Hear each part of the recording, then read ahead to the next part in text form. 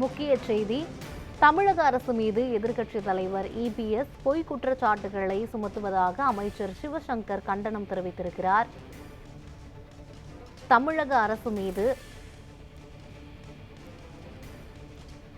தமிழ்நாட்டில் பெண்களுக்கு பாதுகாப்பில்லை என இபிஎஸ் நடத்தும் நாடகம் மக்களிடத்தில் எடுபட போவதில்லை என்று அமைச்சர் சிவசங்கர் கண்டனம் தெரிவித்திருக்கிறார்.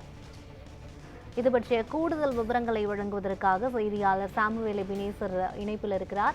சாமுவேல், விவரங்கள் என்ன, சொல்லுங்க. யுவராணி, இன்று போக்குவரத்து துறை அமைச்சர் சிவசங்கர் வெளியிட்டிருக்கக்கூடிய அறிக்கையில் பாலியல் குற்றவாளிகளின் சரணாலயமாக அதிமுக என்பது மீண்டும் அம்பலமாக இருப்பதாக அவர் தனது அறிக்கையின் வாயிலாக தெரிவித்திருக்கிறார். குறிப்பாக பெண் பாதுகாப்பு தமிழ்நாடு மக்களின் நற்பெயரை பெற்று வரும் திராவிட மாடல் அரசு மீது எப்படியாவது களங்கம் சுமத்த வேண்டும் என்று சிறுபுத்தியோடு தமிழ்நாடு பெண்களுக்கு பாதுகாப்பு இல்லை என அனைவருக்காக வதந்தியை தொடர்ந்து பரப்பி வருகிறார் எடப்பாடி பழனிசாமி என்றும் அவர் தனது அறிக்கையின் வாயிலாக தெரிவித்திருக்கிறார். இதைத் தொடர்ந்து அப்படித்தான் அண்ணா பல்கலைக்கழக மாணவி விவகாரத்தில் எப்படியாவது திமுக பெயரை சேதப்படுத்த வேண்டும் என்றும் இழிவான நோக்கத்தோடு தொடர்ந்து யார் அந்த ஸ்டார் என அரசியல் நடத்தி வருகிறார் எடப்பாடி பழனிசாமி என்று போக்குவரத்து துறை அமைச்சர் தனது கண்டன அறிக்கையின் வாயிலாக தெரிவித்திருக்கிறார். தற்பொழுது அதற்கு ஆதாரமாக அண்ணா நகர் சிறுமி பாலியல் வன்கொடுமை வழக்கில் சிபிஐ விசாரணை வேண்டும் என்று தமிழ்நாடு அரசு உண்மையை மறைக்க சிபிஐ விசாரணையை மாற்றுவது போலவும், அதே போல புதுவேலியில்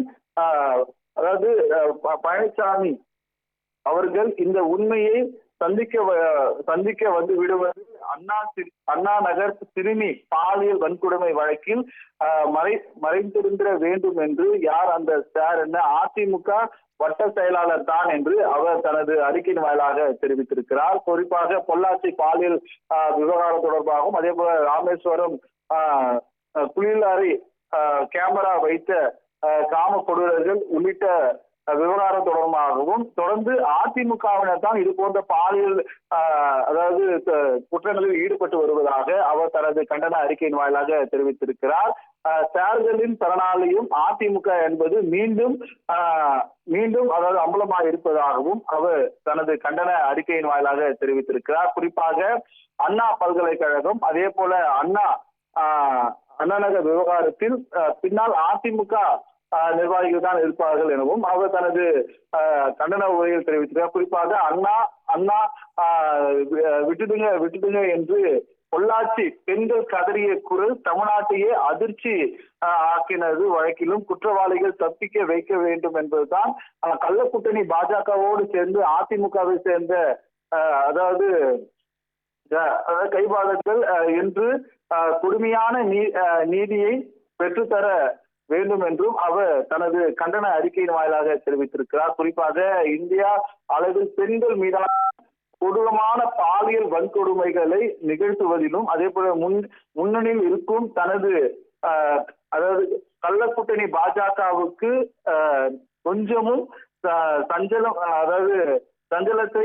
வரவேற்கக்கூடாது என்று அதிமுக பொதுச் செயலாளர் எடப்பாடி பழனிசாமி தற்பொழுது இதுபோல தவறான கருத்துக்களை பதிவிட்டு வருவதாகவும் அமைச்சர் தெரிவித்து வருகிறார். இது மட்டுமல்லாமல் யார் அந்த ஸ்டார் என்று பச்சை பொய் சொல்லும் பழனிசாமிக்கு கேட்க விரும்பினால் கண்ணாடியை பார்த்து கேட்க வேண்டும் என்றும் அவர் தனது அறிக்கையின் வாயிலாக கடுமையாக அதிமுக பொதுச் செயலாளர் எதிர்க்கட்சித் தலைவர் எடப்பாடி பழனிசாமியை தற்போது தனது அறிக்கையின் வாயிலாக அவர் கேள்வி வைத்திருப்பது குறிப்பிடத்தக்கது.